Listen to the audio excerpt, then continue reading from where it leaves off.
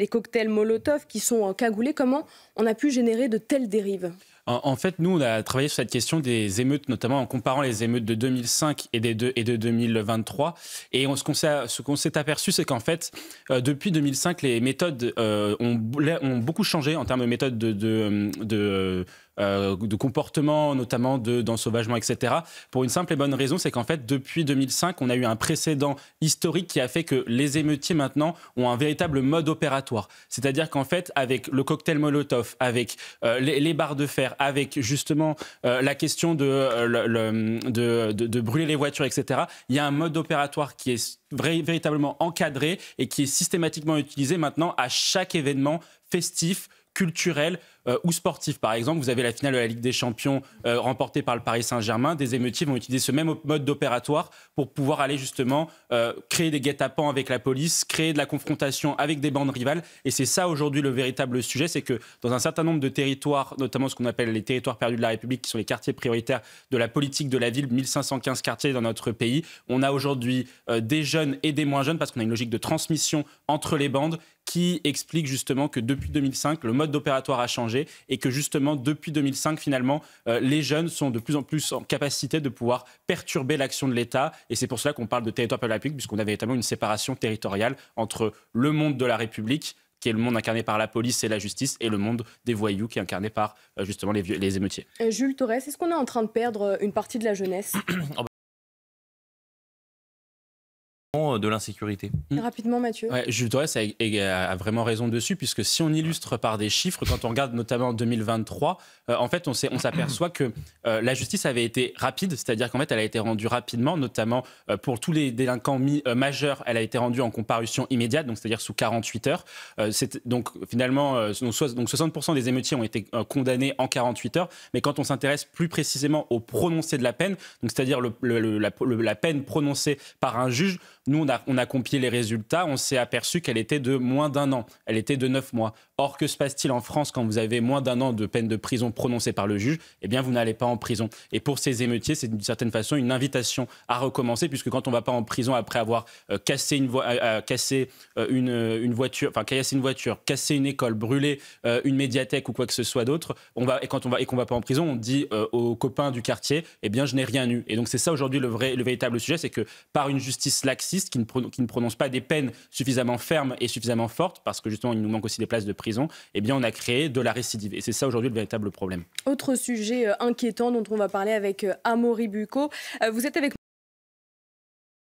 un macroniste, Ludovic Mendes, et un insoumis, Antoine Léaumont, qui préconisait l'hiver dernier de légaliser le cannabis. Ça, c'est vraiment l'archétype de la fausse bonne idée. La légalisation du cannabis, c'est une vieille lune un peu des socialistes ou des macronistes de gauche qui sont en fait en réalité des socialistes et qui sont plus globalement des politiques de gauche, qui considèrent qu'en fait en dépénalisant, parce qu'en fait en légalisant ou en dépénalisant, on va rendre l'État va réussir à encadrer la vente de cannabis et donc de fait la rendre, on va dire, plus facile et moins dangereuse pour les consommateurs.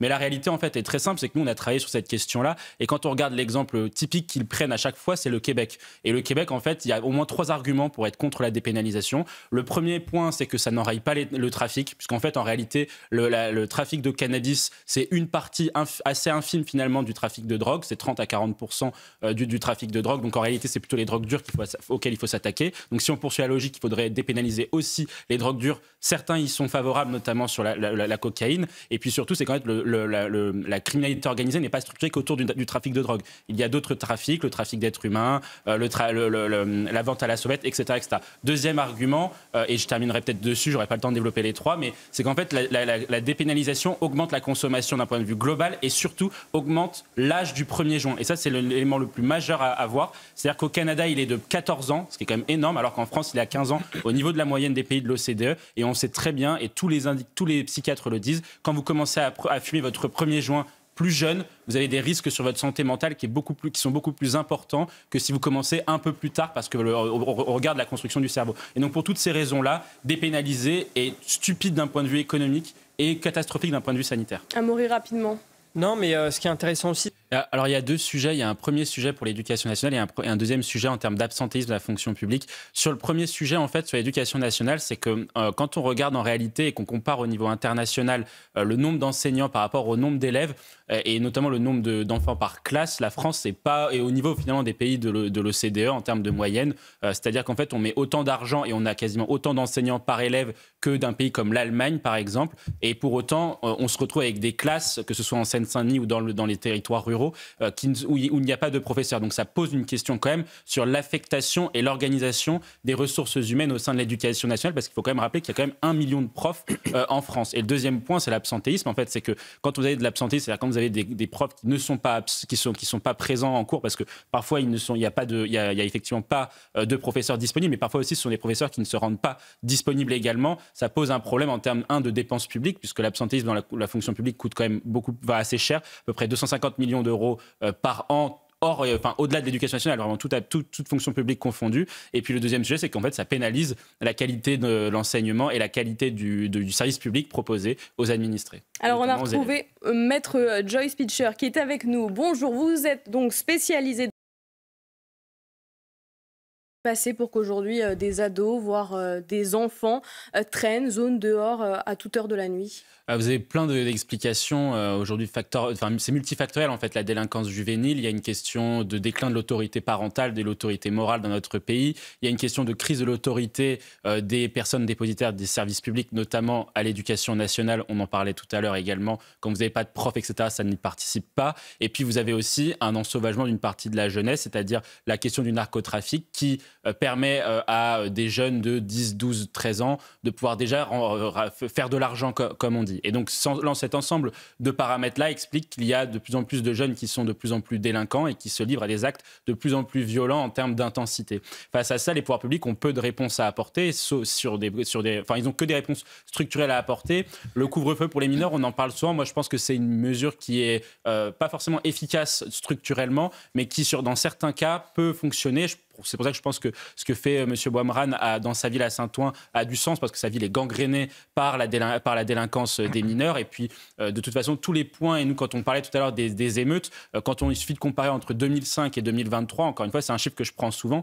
En 2005, il y avait moins de 20% de mineurs qui étaient émeutiers. En 2023, on est à 55%. Donc on voit bien aujourd'hui que lorsque la société change, les pouvoirs publics doivent adapter leurs réponses. Mais pour répondre à la question de la délinquance juvénile, il faudra des réponses structurelles sur le retour de la famille dans notre société, la question du réarmement éducatif, et puis plus globalement, une réponse sécuritaire et pénale différente. Mais quand on voit que le Conseil constitutionnel censure une partie de la loi Attal, on est un peu mal parti. Jules, est-ce que ces couvre-feu, ça va vraiment arrêter la délinquance des mineurs ?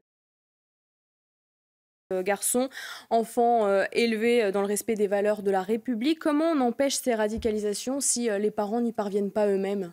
C'est difficile. On a travaillé sur la question des mineurs radicalisés aujourd'hui. Il y a un véritable sujet parce qu'en fait, déjà, il faut poser le bon diagnostic par rapport à ce qu'était le terrorisme islamiste en 2015. Quand on fait la différence entre 2015 et 2025 aujourd'hui, en 2015, en fait, il y a 10 ans, on était plutôt sur des profils jeunes, certes, entre 20 et 30 ans, mais qui étaient des profils justement qui se radicalisaient soit en prison, soit directement en allant dans les pays où Daesh prospérait à l'époque, puisque Daesh aujourd'hui n'existe quasiment plus, même s'il est en train de renaître un peu de ses cendres, donc en Syrie et en Irak notamment. Maintenant, ces filières-là, donc dites de terrorisme en réseau, sont déstructurées aujourd'hui, et on est plutôt sur une logique individuelle. C'est pour ça que Gilles Kepel parle de terrorisme, de djihadisme d'atmosphère. Et le véritable sujet, c'est de lutter, contre la question de la radicalisation en ligne.